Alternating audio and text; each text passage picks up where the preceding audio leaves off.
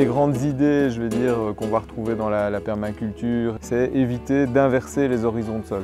Donc éviter de mettre la matière organique, de la diluer dans le sol, de mettre la couche supérieure du sol qui est un petit peu la peau de la terre, tu vois. Éviter d'enfuir ça dans les profondeurs.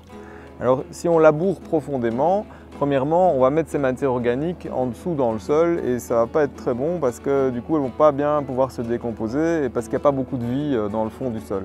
Ensuite, ces matières organiques, elles vont permettre de faire une protection du sol, même mécanique, contre la pluie par exemple, limiter l'érosion. Au Compagnon de la Terre, on utilise notamment un Actisol, c'est un outil de non-labour qu'on va travailler de manière mécanique avec une machine qui va demander beaucoup de puissance.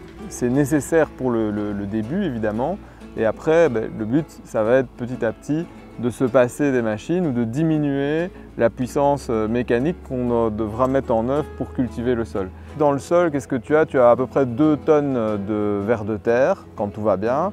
Tu as à peu près 6 tonnes de champignons, 700 kg de petits insectes, 700 kg de bactéries et tout ça par hectare. Et donc il faut leur amener de la matière organique pour les nourrir et cette vie du sol va travailler le sol à notre place.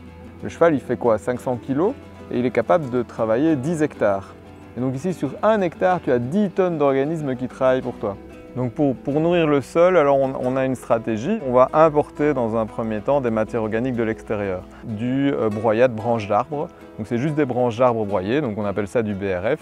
Et on va épandre des grandes quantités de BRF sur nos champs. Après, on va aussi intégrer dans nos rotations la céréale. Et la céréale va permettre de mettre un engrais vert qui va avoir l'occasion vraiment de se développer et de produire beaucoup de matière organique pour nourrir la vie du sol.